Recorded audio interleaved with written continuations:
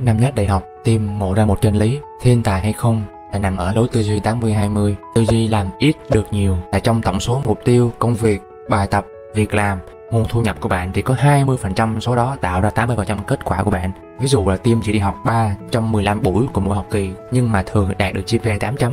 Trong khi những người bày bài ôn thi cho Tim ấy thì Tim thấp điểm hơn Tim và thậm chí là rớt môn luôn. Điều này đúng khi Tim học cấp 3, lên đại học Bách Khoa và đi du học ở bên trường Porto danh tiếng của Ý. Thế thì cái câu hỏi mà tất cả mọi người đã hỏi Tim suốt 4 năm qua đó là làm cách nào để tìm ra được cái 20-80, làm cách nào để phân tích được, để tìm ra được cái thứ mà mình nên tập trung vào. Tim đọc kỹ lại journal của 2 năm đầu đại học của Tim để ngẫm ra được 10 nguyên tắc phân tích 80-20 sau: làm ít được nhiều và tô mọi thứ, mọi khía cạnh trong cuộc sống, từ công việc, học tập, sự nghiệp cho tới sức khỏe của bạn. Tim hay dùng thuật ngữ cái 20-80, nghĩa là cái 20% tạo nên 80% kết quả, và thuật ngữ này được Tim sử dụng liên tục trong tất cả các video trên kênh Tim Vũ này. Như thường lệ, Tim có timestamp này đủ cho bạn để dễ theo dõi cũng như xem lại video này nhiều lần. Tim khuyến nghị bạn là có những cái quyển journal để có thể ghi chép đầy đủ những cái thứ Tim chia sẻ ở đây, bởi vì nó cực kỳ là quan trọng cho tất cả các video khác. Tim cũng đã đánh giá trên thang điểm 5 cho từng nguyên tắc theo 3 tiêu chí: tần suất hay dùng, tính hiệu quả và dễ áp dụng. Ok, bắt đầu nha. Xuất phát từ định nghĩa 20% tạo nên 80%. Thì phần trăm ở đây chính là cái sự thống kê, cái sự đánh giá một cách định lượng trong công việc sự nghiệp. Nếu bạn này đi làm thì nó luôn có một cái thuật ngữ gọi là KPI, Key Performance Indicator, nghĩa là chỉ số đánh giá cái performance, cái hiệu quả làm việc của bạn. Thế thì dựa trên cái định nghĩa, người ta hãy cố gắng là đo lường để tìm ra được những cái đầu vào nào tạo nên 80% kết quả của đầu ra. Ví dụ đầu tiên là trong việc học tiếng Anh. Trong tiếng Anh có khoảng 170.000 từ vựng theo từ điển Oxford, có thể hơn nữa. Đây là một cái thống kê trong thực tế là 100 từ thông dụng nhất trong tiếng Anh thì chiếm 50% tổng số từ vựng sử dụng trong đời sống hàng ngày, và 1.500 từ là được hơn 90% cái lượng từ vựng bạn sử dụng trong đời sống hàng ngày. Và cơ bản ấy, đó cũng là chính xác cái số từ vựng mà bạn nên thành thạo để có thể giao tiếp một cách trôi chảy với người bản xứ trong các tình huống thông dụng hàng ngày. Từ đó ta mới học thêm những cái từ vựng học thuật hơn để phục vụ cho cái việc học tập bằng ngôn ngữ tiếng Anh. Cho nên đầu năm nhất đại học thì thay vì người ta học TOEIC thì Tim tập trung vào học tiếng Anh giao tiếp và tập trung vào 1.000 từ thông dụng nhất mà thôi, để lặp đi lặp lại có cái tần suất đủ nhiều để Tim có thể suy nghĩ bằng tiếng Anh và đọc nghe một cách thụ động với tiếng Anh luôn. Và sau này khi mà Tim học tiếng Anh chuyên ngành thì Tim áp dụng tương tự, chọn ra 100 từ chuyên ngành dầu khí bằng tiếng Anh thông dụng nhất, nghe đi nghe lại, đọc đi lặp lại nó để Tim có thể đọc hiểu tạp chí và nghiên cứu khoa học bằng tiếng Anh, cũng như là giao tiếp và làm việc với các giáo sư nước ngoài, thậm chí là trở giảng đại học bằng tiếng Anh luôn. Số 3 là trong quản trị khách hàng. Một bài toán ví dụ là có một công ty nọ, chẳng hạn như công ty quần áo đi, thì công ty này có 3 nhóm khách hàng chính dựa theo độ tuổi: A là trẻ, B là trung niên và C là già. Thì nhóm khách hàng B khoảng tầm 2.170 khách hàng, nên là tính ra là khoảng tầm 17% trong tổng số khách hàng, nhưng mà họ tạo ra 75% lợi nhuận cho tổng thể công ty, cho nên 16% tạo ra 75% lợi nhuận. Thì có thể gọi cái nhóm khách hàng B là nhóm khách hàng 20-80 của cả công ty. Và nên nhớ là bạn đo lường cái gì, bởi vì có nhiều người đo lường dựa trên doanh thu, mà doanh thu đôi khi nó không đi với lợi nhuận, cho nên trong đo lường là đo lường tham số cuối cùng quan trọng nhất. Và tất nhiên để có số liệu để bạn đưa ra thẩm định thì bạn phải đo lường hoặc là có những cái nghiên cứu dựa trên thống kê, hoặc nhờ người khác tham vấn và rà soát giùm cho bạn. Yếu tố số 2 đó là kết quả, đo lường dựa trên một cách định tính, nghĩa là một cách chung chung hơn, bởi vì ta không có một cái thống kê một cách cụ thể và rõ ràng.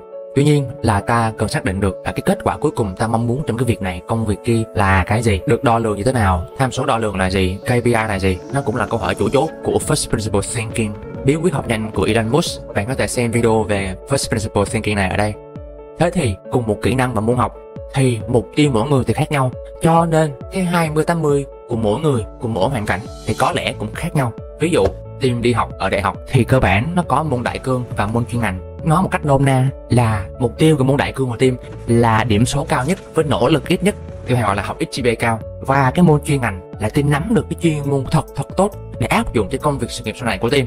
Thế thì dựa vào mục tiêu điểm số cho những cái môn đại cương thì Tim bắt đầu Tim nghiên cứu và phân tích bằng việc là khảo sát những anh chị khóa trên, những người top đầu của Bách Khoa, của ngành này, của khóa này, cũng như là có những cái thử nghiệm đi học thử một vài môn, một vài buổi để đưa ra những cái thẩm định, những cái giả định cho bản thân mình. Nó cũng dựa vào cái kinh nghiệm của Tim là từ hồi cấp 3, Tim học không quá nhiều, nhưng tới kỳ thi đại học Tim học tập trung cao độ và được điểm cao, Tim đậu vào trường Bách Khoa. Trong khi rất nhiều người học 12 năm giỏi, có giải thưởng cấp tỉnh đi chuyên toán, nhưng họ vẫn không đạt được điểm cao trong kỳ thi đại học, bởi vì họ học quá giỏi các môn, những cái bài khó mà không làm chắc những cái bài kia. Vài người trong số họ không đậu nguyện vọng 1. Ví dụ học kỳ 2 bắt đầu vào giữa thứ 1 Thì đầu tháng 1 là team đã kiếm hết tất cả những cái tài liệu đề thi của môn học đó và phân tích tổng hợp nó trước rồi, và ra một cái mind map ôn thi cho mình, cũng như là cái lộ trình đi học từng môn như thế nào vào đầu học kỳ. Nó vẫn tùy thuộc rất nhiều vào môn học đó dễ hay không.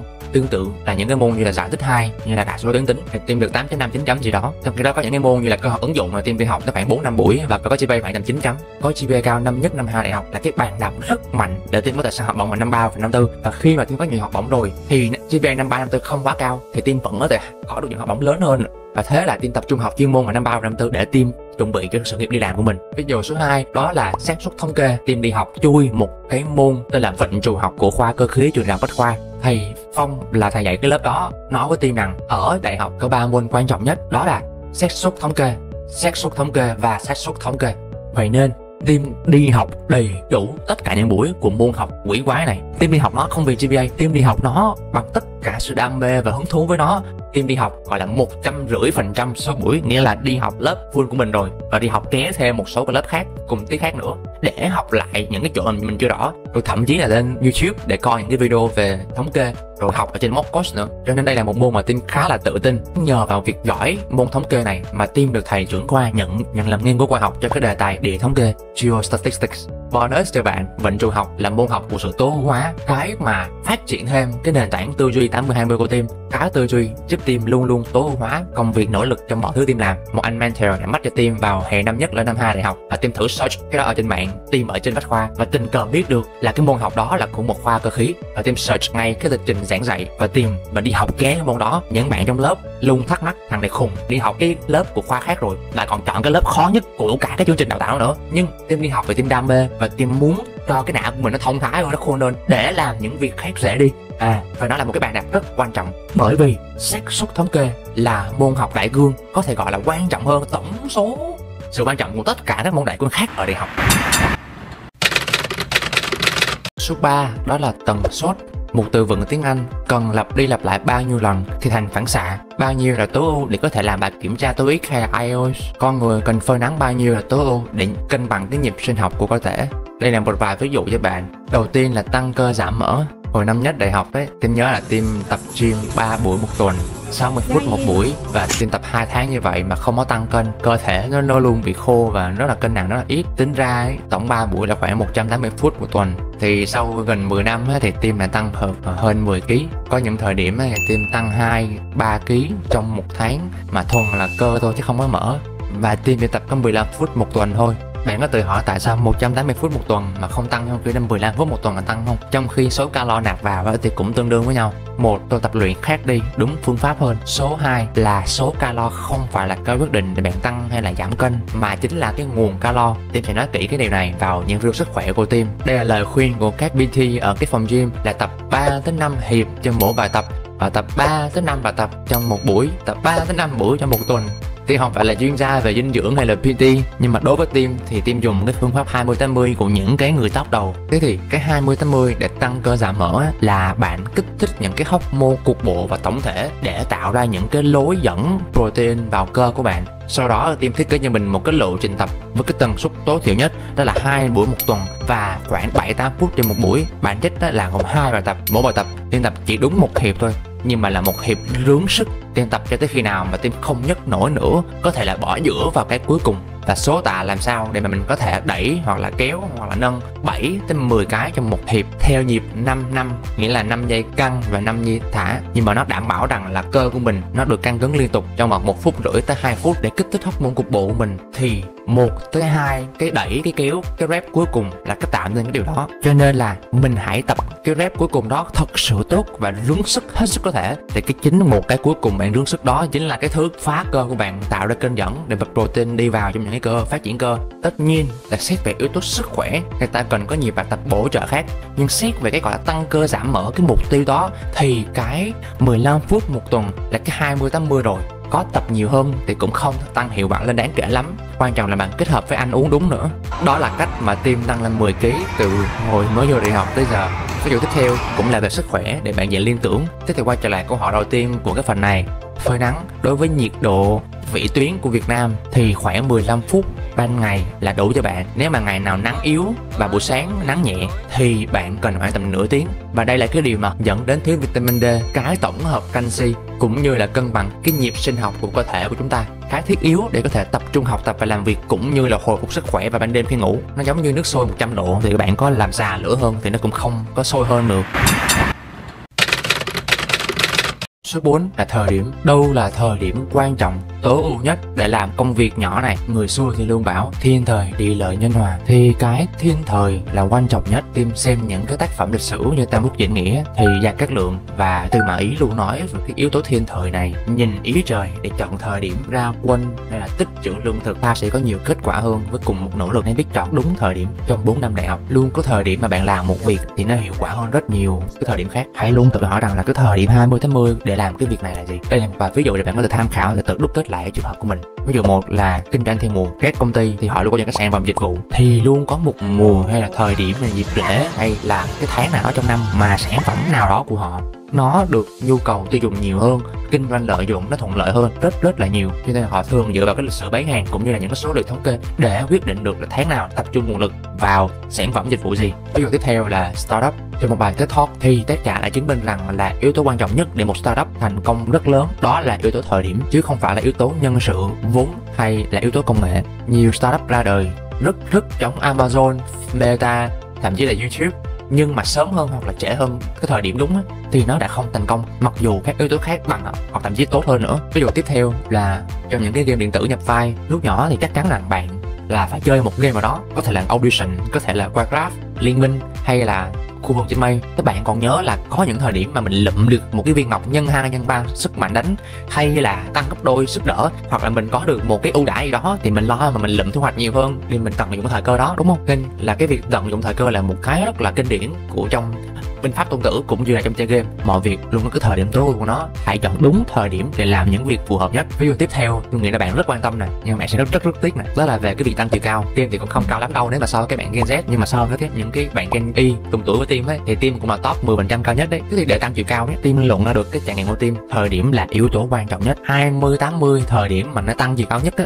là trong 3 đến 5 năm dậy thì. Đối với con trai là cấp 2, đối với con gái là cuối cấp 1 đầu cấp 2. Tim nhớ là lúc đó là cuối năm lớp 8 thì Tim thấy cơ thể của mình có những cái dấu hiệu của việc dậy thì Tim bắt đầu lên cái kế hoạch để có thể tận dụng tối ưu cái khoảng thời gian dậy thì này. Tim làm một số cái như là uống 1 lít sữa mỗi ngày và uống trong khi ăn cơm, chơi bóng rổ 1 tới 2 lần trong một ngày và chơi một vài tiếng như vậy trong suốt cả mùa hè, đặc biệt là từ lớp 8 đến lớp 9 và lớp 9 đến lớp 10. Lên lớp 10 đi học thì Tim đạp xe đạp từ nhà đến trường 5 cây và về 5 cây là tổng cộng 10 cây, và chở thêm một đứa bạn đi học nữa.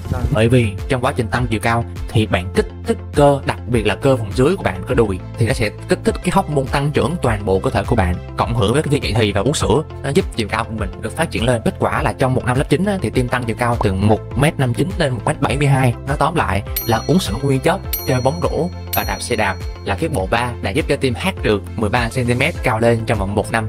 Ví dụ tiếp theo mà bạn chắc chắn là rất quan tâm nè, đây là một điều khá là buồn nhưng mà Tim phải nói thật cho bạn, học tiếng Anh có lẽ là một bi kịch của số đông các bạn sinh viên. Theo trải nghiệm của Tim, hầu hết các bạn sinh viên mới vào đại học không giỏi tiếng Anh thì ra trường cũng không giỏi hơn bao nhiêu cả, bởi vì họ quá bận rộn với những thứ học khác ở trên đại học. Tim xin lỗi nếu mà có đụng chạm bạn một xíu, nhưng mà năm nhất đại học bạn mình đầu đại học vào cái trường xịn rồi, mình nghỉ ngơi xíu đi.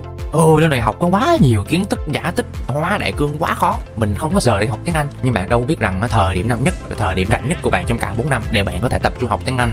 Và bạn không biết rằng là tới năm 2, năm 3 bạn bận gấp 2 tới 3 lần. Nó cái hay một điều là khi bạn đang bận á, bạn đang thấy rằng là tiếng Anh của bạn quan trọng và có tiếng Anh thì hay biết mấy nhỉ, nhưng rồi bạn lấy học tiếng Anh, nhưng mà khi bạn đang quá bận, bạn lại kiệt sức, bạn học không nổi, không vô. Cái cơ chế não mình mà mình mệt quá, mình không thích nó, mình học là không vô. Và rồi bạn bắt đầu chết gục với những cái deadline. Bởi vì rất nhiều người nói với Tim rằng á là sau khi đi học một ngày sáng đến chiều về, họ đi làm về thì đã kiệt sức rồi, tức là từ 9 tới 11 giờ tranh thủ trước khi ngủ để mà học. Đó là một sự hơn cả phi thường, bởi vì mình kiệt sức, mình không thể nạp của đầu được. Và học 2 tiếng một ngày thì gần như là mình không cảm thấy được sự tiến bộ nên mình bỏ cuộc sớm. Hoặc là các bạn sinh viên đó, tới năm 3, năm 4 bắt đầu chuẩn bị ra trường rồi, bắt đầu thấy tiếng Anh nó quan trọng, thế thì là đi học mấy cái trung tâm thì chỉ có được TOEIC 500, 600 gì ra trường thôi. Tim chân thành xin lỗi nếu có thể làm phiền lòng một ai đó, nhưng Tim muốn nói cho bạn một sự thật để bạn biết rằng là cái thực tại thời điểm là rất quan trọng. Và cho việc học tiếng Anh đấy, việc học càng sớm thì nó càng tốt. Nó giống như là tư duy học nhanh vậy, bạn càng master nó sớm ấy, thì bạn làm những việc khác dễ đi rất nhiều. Cho nên là trên tổng thể mọi thứ thì làm ít được nhiều là nhờ như vậy đó.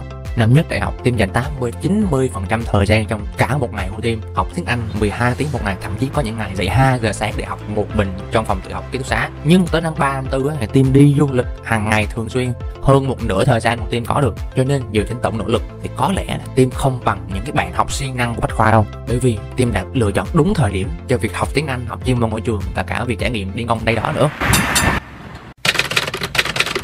Số 5 là lỗi sai. Lỗi sai là một thước đo của giá trị cho một cái vật thể hay là năng lực của một ai đó. Chẳng hạn trong cái ngành gia công cơ khí á, nếu một cái máy mà nó có cái độ chính xác gia công là 0,5mm thì đó là cái sai số thô cơ bản. Cùng một cái chức năng máy đó nhưng mà sai số gia công của nó là 0,005mm, sai số ở mức độ tinh á, thì nó có thể gấp 10 lần cái giá tiền mua. Một bác sĩ có tỷ lệ ca mổ thành công hoặc là độ chính xác ghép nối những cái ma mạch thần kinh hay là mô tim hay là ghép thận thành công càng cao thì cái giá trị, cái mức lương và cái danh tiếng của bác sĩ đó thì nó càng cao hơn nhiều. Và đôi khi cao hơn 10% thôi, nhưng mà cái giá trị, cái mức income, giá trị được nhận á, nó có thể cao hơn 5 tới 10 lần. Vậy nên tính chính xác càng cao thì càng có giá trị.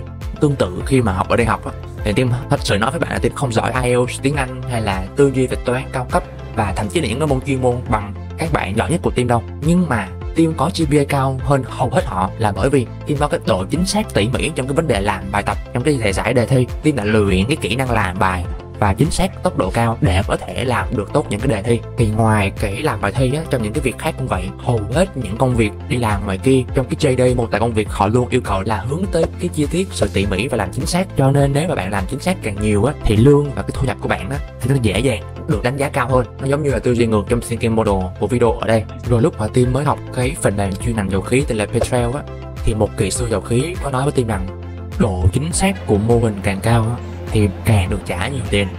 Cho nên là khi mà build những cái mô hình là những cái mỏ dầu khí 3D ngầm dưới đất, Tim luôn tìm cách giảm thiểu sai số trong từng bước tính toán và mô phỏng của cái mô hình dầu khí. Bác lại việc làm đề thi thì khi mà học thi, Tim luôn viết cho mình những cái checklist làm bài và checklist lỗi sai và cố gắng lặp đi lặp lại từng dạng bài tập một cách 3 lần 5 lần để liên kết những cái neuron thần kinh thật chính xác. Ví dụ về việc học tiếng Anh thì một trong cái thứ ấn tượng nhất của người khác về những người mà học ngoại ngữ đó là nói giống người bản ngữ. Giọng tiếng Anh hay thì bản chất đó là phát âm chính xác, phát âm chuẩn. Thế thì Tim nhận ra một điều rằng để phát âm chuẩn á, thì cái cơ bản là bạn phân biệt được cái sự khác nhau cơ bản giữa phát âm tiếng Anh và phát âm tiếng Việt. Mình không thể áp cái quy luật phát âm môi, lưỡi, răng từ tiếng Việt sang tiếng Anh được, mà mình phải học lại cách phát âm từ đầu. Ví dụ như cái âm tờ và âm thờ trong tiếng Anh ấy, thì chẳng hạn như là âm sờ của tiếng Anh thì nếu mà bạn không có thè lưỡi ra thì người ta nghe, người ta chỉ mặc định là âm tờ thôi. Và bản chất là người ta cũng rất khó phân biệt được âm tờ và âm thờ của Việt Nam mình.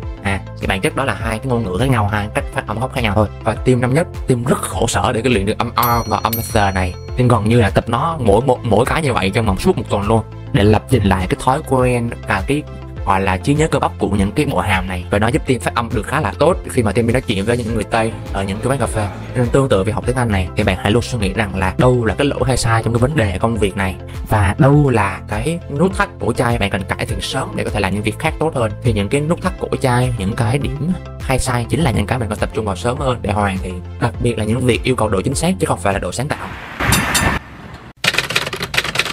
Số 6 là nền tảng. Một trong những tác giả yêu sách của Tim đó là Jim Rohn có một câu cực kỳ hay, đó là tập trung vào nền tảng. Những cái nền tảng, những cái foundation thường là những cái 20-10. Tim được biết rằng là nguồn gốc và nền tảng của những cái môn khoa học xã hội á, là triết học và lịch sử. Còn khoa học tự nhiên á, thì là môn vật lý.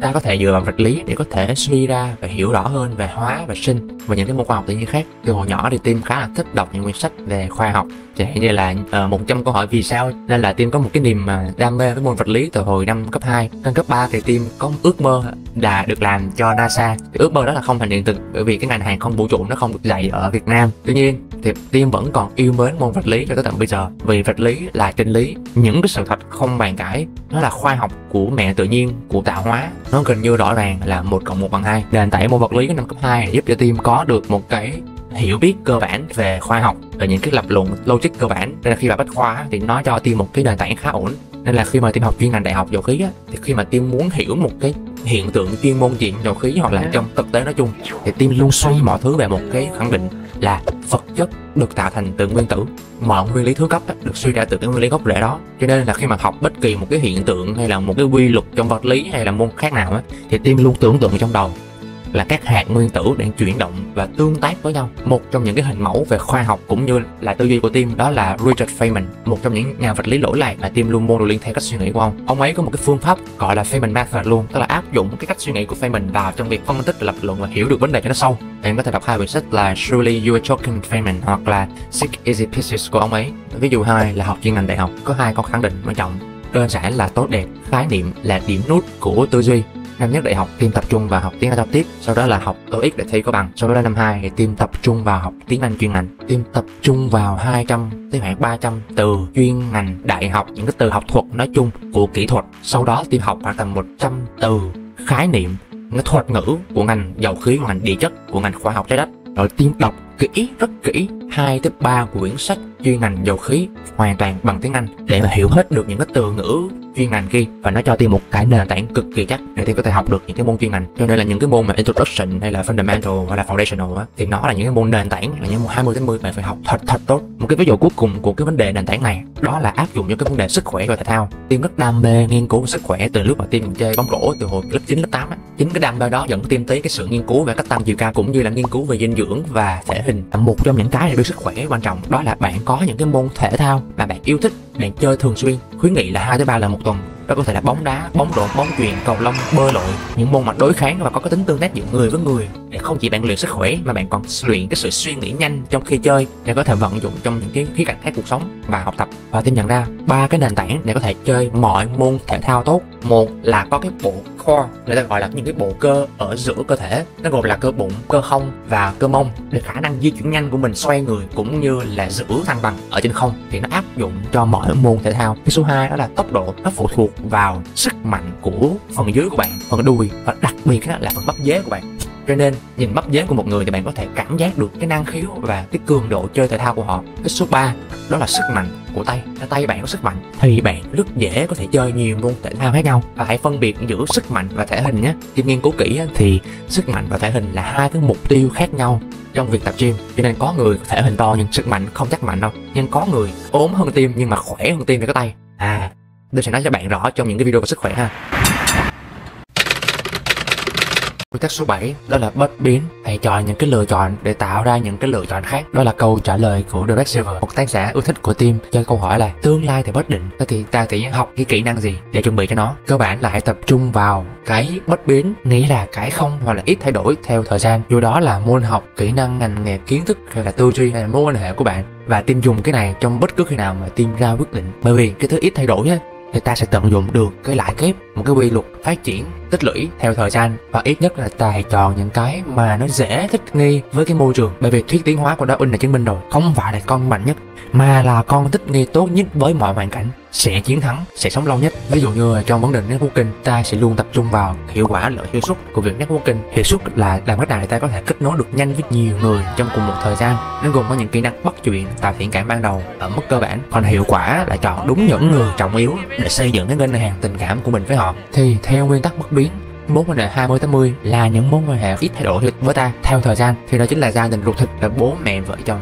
con cái trong tương lai, vì họ sẽ theo ta cả đời, là cái bất biến. Bạn hãy xem video tư duy networking ở đây. Ví dụ 2 là về sự nghiệp, thì mình thấy rằng là theo thời gian những thứ gì mà thuộc về công nghệ, về kỹ thuật, về trend thì nó sẽ chóng qua. Cho nên trong lúc học đại học thì những cái thứ thuộc về kỹ thuật và công nghệ thì Tim chỉ học ở mức bề mặt thôi chứ không có học sâu. Lúc mà Tim học dầu khí, Tim luôn tập trung vào cái nền tảng, cái thứ bất biến của ngành địa chất dầu khí cơ bản và những cái nguyên lý sinh dầu và khai thác dầu khí và mô hình hóa những cái mỏ dầu khí để khoan cho chính xác. Còn những kỹ thuật khoan hay là những cái công nghệ thiết bị khoan hay là những công nghệ thiết bị khai thác thì nó sẽ luôn thay đổi theo thời gian, nên Tim lại bớt học những cái đó. Và rồi Tim chọn cái chuyên ngành hẹp của dầu khí là công nghệ mỏ reservoir engineering hơn là chuyên ngành khoan và chuyên ngành khai thác, bởi vì nó có tính bất biến hơn và nó có tính ổn định hơn. Bạn có thể xem video hướng nghiệp của Tim để hiểu cái nguyên lý bất biến này áp dụng trong cái việc lựa chọn hoặc là chuyển ngành đại học như thế nào ở đây nhé.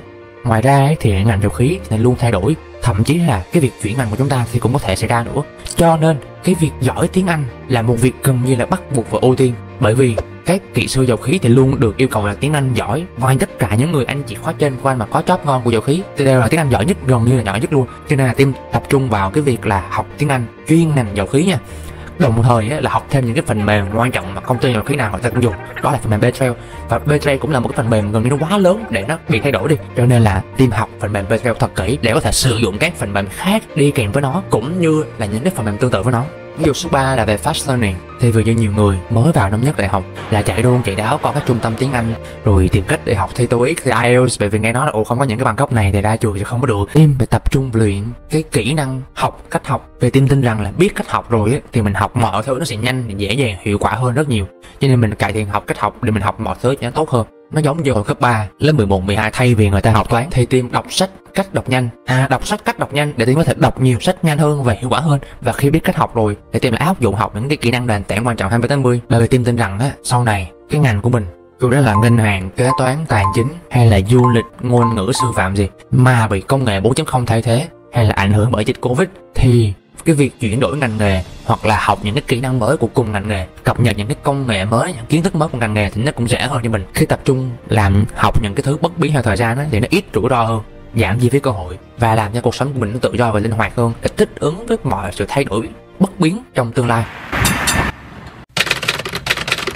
Số 8 đó là đoạn 7 là những kỹ năng mà ta tập trung vào làm ấy, thì nó sẽ ảnh hưởng lên các kỹ năng khác hoặc là những khía cạnh khác một cách tốt hơn. Cái thứ mà ta có thể làm một lần và nó ảnh hưởng một cách lâu dài và bền vững. Ví dụ là kỹ năng thuyết phục. Trong cuộc sống bạn muốn đạt được bất kỳ cái gì thì nó đều liên quan tới một cái là con người. Bạn không thể sống một mình, bạn phải sống với người khác, bạn phải làm việc, bạn phải học tập, bạn phải phát triển, và bạn cần có người khác để có thể hạnh phúc. Cho nên ta rất cần học cách giao tiếp, và cao hơn nữa đó là thuyết phục, là đàm phán, là pitching, là xây dựng những cái mối quan hệ tốt đẹp của mình với họ một cách lâu dài, bền vững, lành mạnh.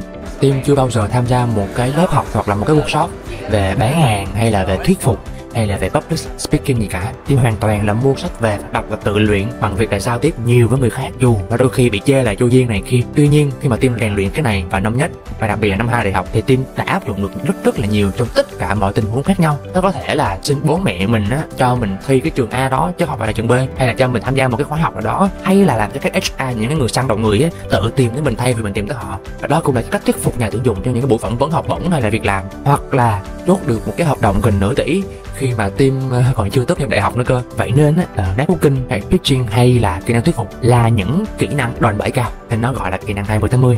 Ví dụ tiếp theo là tiếng Anh. Rồi tôi nhắc tiếng Anh hoài nhưng mà rất là sorry bạn, bởi vì giống như là tư duy học nhanh thì tiếng Anh là gần như áp dụng gần cho mọi thứ bạn làm, bạn học luôn, là cái giúp bạn có thể làm mọi việc khác dễ hơn khi làm bất cứ điều gì mới nha. Dù là những kỹ năng như là chơi Rubik, chơi piano hay là chơi bóng rổ, hay là học kỹ năng chuyên ngành như logistics, marketing hay là tài chính, thì tất cả ta phải học cách học nó. Và cái tài liệu mà hay nhất, tốt nhất thì luôn luôn bằng tiếng Anh. Cho nên là nhờ vào việc học tiếng Anh và tiếng Anh chuyên ngành năm nhất đại học thì team qua năm 2 team học mọi kiến thức chuyên ngành, vậy là mọi kỹ năng liên quan đều dễ hơn rất nhiều. Thì nhờ có tiếng Anh thì team mới có thể học được những cái khóa mock course bên Mỹ, bên Úc khi mà team mới học năm 2 ở Bách Khoa thôi. Ví dụ thứ ba là những cái kỹ năng đòn bẩy khác. Cái thứ gì mà bạn dùng thường xuyên và liên tục và dùng cả đời ấy, thì đó là những cái kỹ năng đòn bẩy, những cái bạn cần phải cải thiện sớm. To be honest thì cái kỹ năng viết journal là một trong những cái thói quen quan trọng nhất của team. Thật sự thì viết journal là một cái cách đơn giản mà team gọt chủ cái việc suy nghĩ của mình để có thể phân tích 20-80 để chọn lựa những con domino để làm, hoặc là để học nhanh thì team luôn luôn suy nghĩ trên journal. Và ngoài journal ra thì viết nó áp dụng cho team trong những cái việc khác, chẳng hạn như là team không chỉ viết cho mình mà có là viết cho người khác nữa. Năm 2019-20 thì team có viết một số bài blog rất là dài, có những bài mà team dành ra khoảng 20-30 giờ tập trung sâu deep work mới có thể viết được ra. Đôi khi team rất là nản, nhưng mà team nghĩ rằng là cái bài blog này nè, 1 năm sau, 3 năm, 5 năm, thậm chí là 10 năm thì vẫn có rất là nhiều người đang đọc nó và nhận được nhiều giá trị từ nó. Chẳng hạn như là cái blog thiên tài, team để link ở đây cho bạn này. Cho nên là team dốc hết sức để mà đưa tất cả tâm huyết của mình vào đó. Tương tự thì speaking là một loại kỹ năng đòn bẩy. Tôi có nhớ là một câu chuyện của Warren Buffett thì ông ấy nói là cái sự đầu tư có lãi nhất của ông ấy không phải là bất kỳ một cổ phiếu nào, mà là khóa học public speaking 100 đô của Dale Carnegie. Ông nói rằng là người trẻ có thể kiếm được gấp đôi thu nhập của mình khi mà họ kết hợp cái kỹ năng public speaking và cái chuyên môn cao cấp của mình. Thì ngoài ra còn những kỹ năng như là tâm lý học hành vi hay là basic design hay là basic programming thì tất cả chúng đều là những kỹ năng có đòn bẩy cao, bởi vì chúng là những cái đi theo suốt mình hiện tại và tương lai cho mọi trường hợp mà mình dùng. Bạn hãy đăng ký kênh để khi nào mà team làm những video đó ra thì bạn được thông báo nha. Số 9 đó là USB. Archimedes có nói rằng hãy cho tôi một điểm tựa, tôi sẽ nhấc cả trái đất lên khi học hoặc là làm một điều gì đó mới. Cái 20-80 là cái liên quan tới cái sở trường hoặc là cái đòn bẩy cá nhân, cái lợi thế cá nhân có sẵn của bạn. cái bạn có ít người có, hoặc là cái mà bạn có thể phát triển tốt hơn người khác nhiều. USP là một trong thinking model quan trọng và team áp dụng rất thường xuyên trong tất cả mọi khía cạnh, bởi vì bản chất trong cuộc sống bạn luôn phải cạnh tranh cái gì đó với ai đó, và USP là một cái chiến lược tối thượng của việc cạnh tranh để chiến thắng trong những cái trò chơi.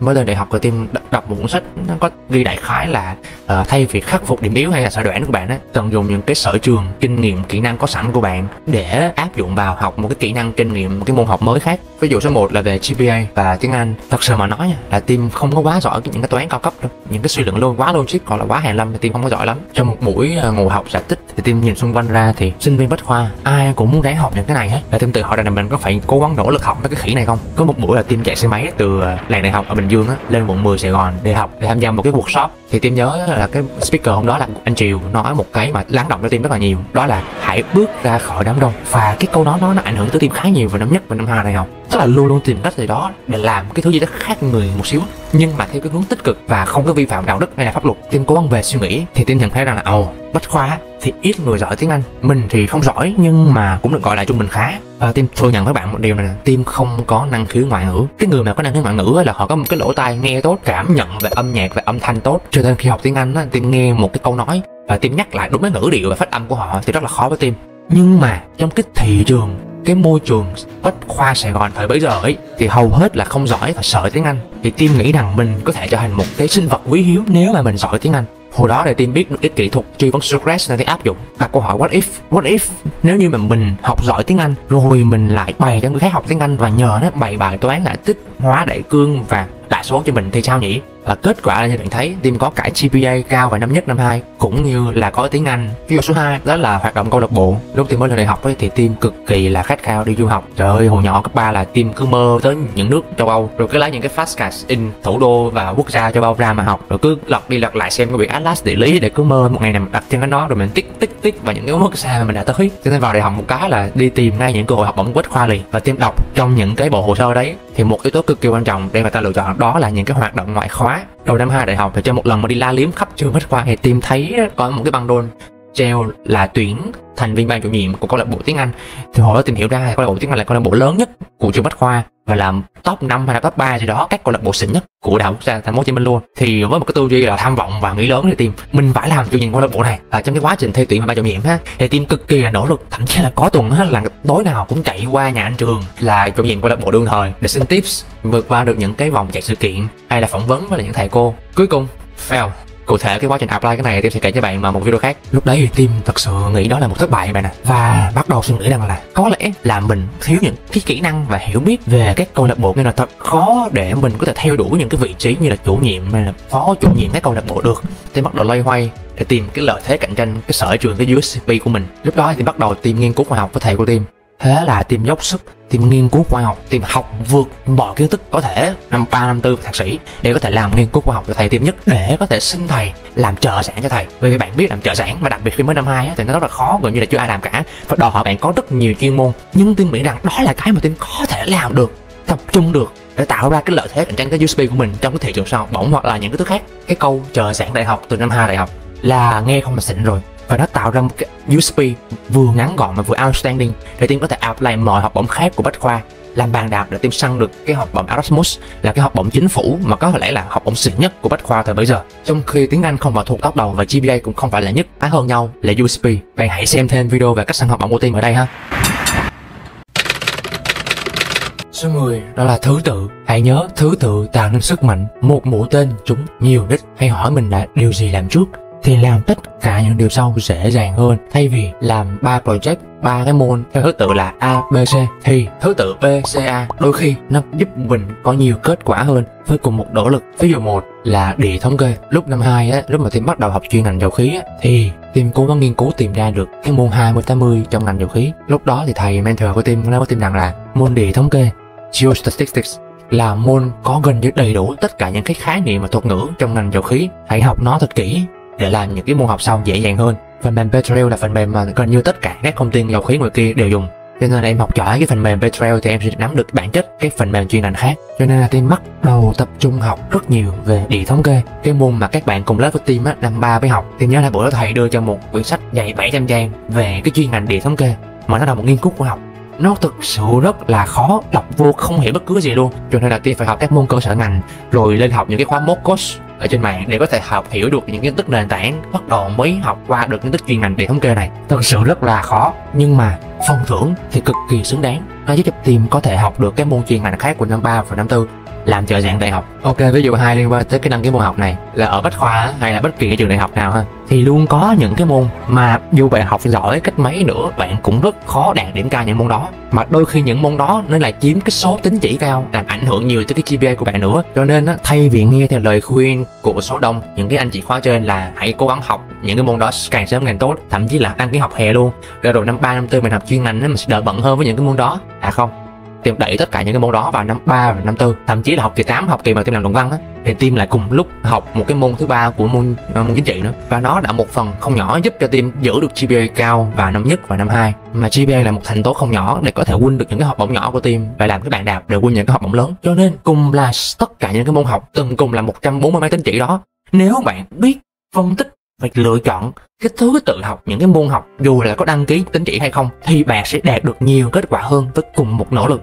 Điều này nó đúng cả mức vi mô lẫn vĩ mô. Một kỹ năng bất kỳ nhỏ nào thì nó luôn có những cái kỹ năng nhỏ, những cái sub skill bạn nên học trước để cái sub skill khác nó thực dễ hơn, nó bớt sai hơn và nó sẽ học nhanh hơn. Hãy nhớ, thiên tài hay không là nằm ở cái lối tư duy 20-80, tìm lại được cái làm ít được nhiều, và để có thể áp dụng được nó vào trong cái môi trường đại học của bạn hoặc là đi làm thì bạn phải cần luyện tập, hãy thực hành bằng việc xem video này lại nhiều lần, ghi chép và đặt những câu hỏi suy nghĩ về nó trong journal của bạn. Bạn học và thành thạo nó càng sớm thì nó càng giúp mọi thứ khác của bạn tốt hơn, và mở rộng ra của 20-80 là tư duy học nhanh, những cái kỹ thuật học tập, học cách học, nó vừa là tư duy vừa là kỹ năng giúp cho bạn thành công ở đại học cũng như là đi làm và cuộc sống sau này, cả mức vi mô lẫn vĩ mô, giúp bạn áp dụng chúng tốt để thành công ở đại học nhé. Hãy xem cái video ở trên đây để có thể học cách học tốt hơn ở đại học. Xin chào và hẹn gặp lại bạn trong những video sau.